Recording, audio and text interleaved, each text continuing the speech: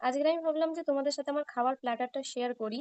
এর মধ্যে কত গ্রাম প্রোটিন, কার্বোহাইড্রেট আছে আমি সেটাই আজকে শেয়ার করব।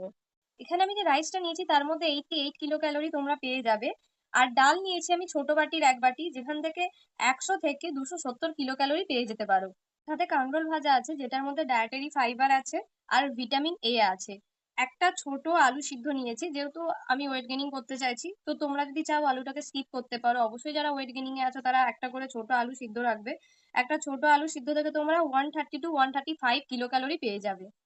এখানে যে পানিরটা আছে সেটা হচ্ছে অ্যাপ্রক্স 50 গ্রাম অফ পানির। এখান থেকে তোমরা 145 কিলো ক্যালোরি পেয়ে যাবে।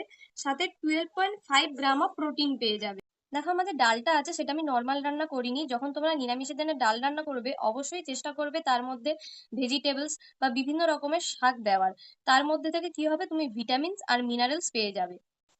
আমার এই যে পুরো প্ল্যাটারটা আছে এটার মধ্যে থেকে অ্যাপ্রক্স 513 কিলো ক্যালোরি আমি পেয়ে যাচ্ছি। অনেকে এরকম প্ল্যাটারকে নর্মাল বলে মনে করে, বাট আমাদের নিউট্রিশনের ভাষায় নিরামিষ কোনো কিছুকে নর্মাল বলে মনে করা হয় না। বিকজ ভেজ হোক বা নন ভেজ প্রত্যেকটাই আমাদের হেলথের জন্য খুব ইম্পর্টেন্ট, আর প্রত্যেকটাই আমাদের হেলথের জন্য খুবই উপকারী।